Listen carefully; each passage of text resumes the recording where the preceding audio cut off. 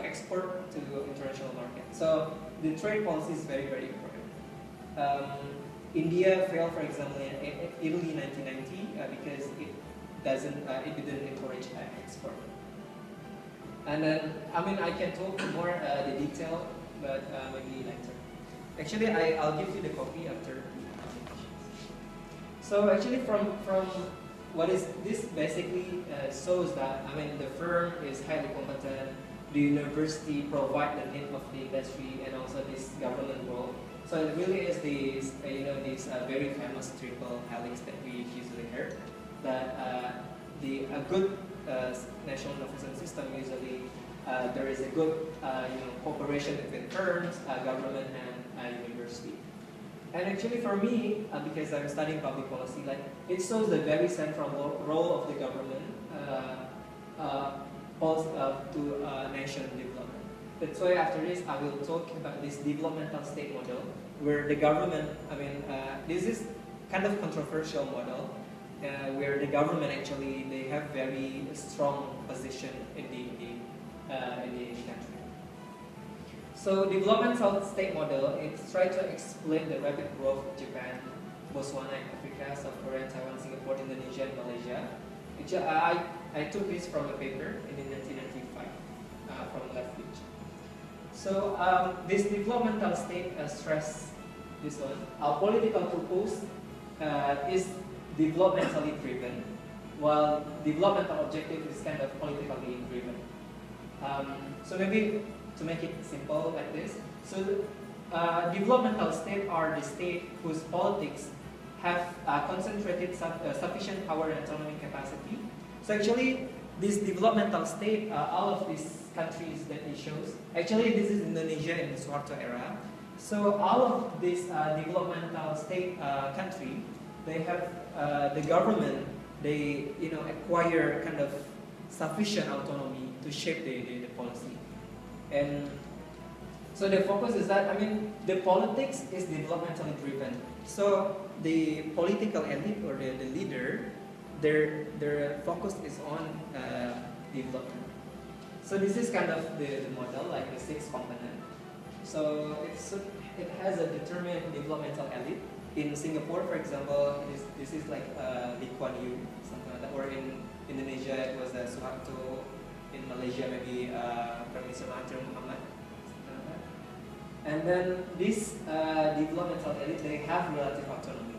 And this is where kind of this model kind of controversial, because it suggests that this government, they have to have very strong autonomy, which means kind of authoritarian or dictatorial type of government. And then this is the thing that I really like, which is it has a powerful, competent, and insulated economic bureaucracy. So in all these countries like Singapore, Korea, Japan, Taiwan, Indonesia, Malaysia to some extent, they have this powerful, competent, and insulated economic bureaucracy, which means this economic bureaucracy, they kind of have a very central role, and they're very have close relationship with this political leader, and they can shape the nation agenda. For example, in Indonesia we have Bappenas. In Suharto era, Bappenas is kind of very strong kind of institutions. Where we know this Repalita 1, Repalita 7, I don't remember. This institution is very strong, and they're very closely linked with Suharto era. So they're kind of powerful, and they can direct the development of the nation. In Singapore, they have EDB, Economic Development Board, kind of similar to Bappenas. In Japan, we have MITI, previously, now METI. So MITI, previously Ministry of International Trade and Industry. It is kind of very strong ministry and very closely linked with the party elite, LDP, previously. So this is kind of very central in this developmental state model. And then this is also why it is kind of controversial, because it suggests that this country or country who want to emulate this model, they have to have the 4th characteristic, which is a weak and subordinated civil society. So this kind of determine determined leader, which means they kind of very focused to want to make sure their country to be developed or advanced. They have this very strong power autonomy, but also on the other hand is the weak civil society. So maybe like in the suatu era, they kind of suppress the media, for example, or even in Singapore and all of this country. And then effective management of non-state economic interest, which means the government can manage other economic interests, and also there is a repression and also legitimacy performance. In China case, for example, the legitimacy is based on, even though China is kind of one single party state, only one party, kind of fit to this model, and what their legitimacy is based on economic performance. As long as the government deliver good economic, then it is kind of legitimate, something like that. So maybe the question is, is it a kind of sustainable model? For me, this model quite compelling to explain the Indonesia rapid growth in the Strata era and also Malaysia, Singapore, and Korea. But then the question is it a sustainable model?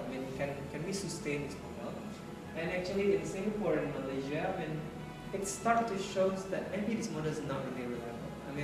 In Singapore, in the recent election, 2011. Where there is a growing kind of discontent from society, a dissatisfaction to the government, and also in Malaysia, maybe you heard the news like the recent election, I think early this year, like kind of the most contested election in Malaysia. Because the party is Barisan Nasional is the one who led the country since independence, like Golkar and all. So, but regardless whether this is sustainable or not, for me, myself, the three key things that I think very good in this model. First one is this strong the strong institutions and also good governance, and also get the politics right. When a country, for this one, in Japan, for example, we learned that, I don't know whether this is true or not, because my friend said usually like around 80% or 90% of the one who work in government ministry usually graduated from Todai. I'm not sure. Is it really true? Like, 85 or 90% of the one in the Ministry of Foreign Affairs, MITI, Ministry of Finance, staffed by Todai graduate. If that's so, that's really good, because there is a kind of a key for strong, good institutions. In our country, in Indonesia, previously, people will try to work with the banking sector, or the one who graduated from ITB, for example, they will work with the, foreign oil company, something like that, or other foreign company. But and the rest will work with the government. But kind of contrary, maybe in Japan or in Singapore, I know, yes, the institution is very strong. And then get the politics right, which means, if many times politics is the one who kind of spoil kind of the country. Maybe if we look to Indonesia, for example, right now, all of this political instability create instability in our country, right? And also the role of media and civil society. This is kind of somehow in a democratic country this is important, but as we show in the previous model, there is this weak media. In Singapore, they kind of control the media. Censor for the government, like Indonesian case. But do we really have to kind of suppress the media? This is kind of the question. But somehow, our media currently, the media usually owned by people who has a vested interest. So usually the news is sometimes biased, or there's not really independent media. But if we look to US, also not independent media. So I myself actually don't know. The media is supposed to be, a media who kind of educate the people and say what it is, not based on someone's order. So my last part is kind of several kind of reflection from this key takeaway. So again, this is just a recap. In the national innovation system, the important thing is the firm, and also entrepreneurship, and also education system and university in very good government policy. In developmental state model, my key takeaway is that the importance of strong institution and good governance, like the government agency, get the politics right, and also the role of media and civil society. So from this national education system, I mean, in firms, maybe like there are a lot of kind of questions that we can ask ourselves. Like, do we kind of have this research-driven firms in Indonesia, for example? Or does Indonesia has internationally competitive firm in its industry? And other question on our firms. On education, for example, has our education system provided necessary skills? No, or not? Or how strong is the cooperation between university and private sector? I mean, in Todai that I showed you previously, there is this strong cooperation, right, between university and firms. Or maybe basic question, do our people receive the basic education? And government policy, has our government policy encouraged the firm to compete globally? And maybe regarding this last question, I mean, only recently, I think government have, they banned the company to export raw material. Previously, people, they just dig the soil and then put it in the ship and then send it to China, and then China will process this and take the tin and the nickel and everything. But the government now kind of ban that kind of export. Right? So finally we have, but not enough. But then in the developmental state model, for example, in the strong institution and good governance, how far has our bureaucracy reform gone? And I mean, or the basic question, how to improve the governance? Because maybe like all of us know that kind of gemes gitu mungkin in Indonesian language, like kind of to our system. I mean, even the Ministry of Education, for example, in Dikti, if you kind of try to get scholarship from Dikti, I mean, unclear process, for example, untransparent, and then once you get it, the payment usually kind of lag for like several months, right? I mean, it's very menggemes.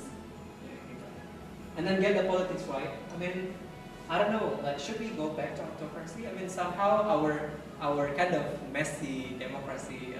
I mean, is it a right model that we want to pursue, or should we kind of take example to Singapore, for example, who has only one single party, or China, one dominant party, and how our democracy could be improved, and then the role of media, like how has our media played its role really well? Is it independent? How to do this capacity building to the civil society? I mean, we heard a lot of NGO, they're kind of also not independent, right? I mean, so this is, I don't know the answer, but I think this is kind of the thing that we have to really decide as a nation, because I don't know, I think it's very, very important thing to think about.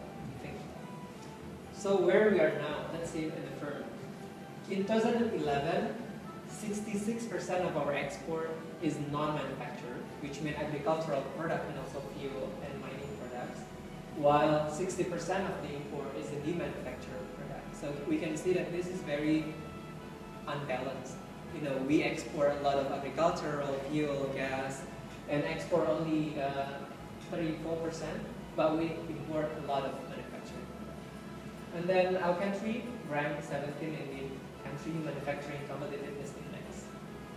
No firms listed in the Fortune Global 500 company. I mean, the 500 company, biggest company in terms of revenue. Like none of the Indonesian company listed in this list. 2011. This is the share of industry in the economy. So this is service, industry, and agriculture. It's good that our agricultural sector continues to decline.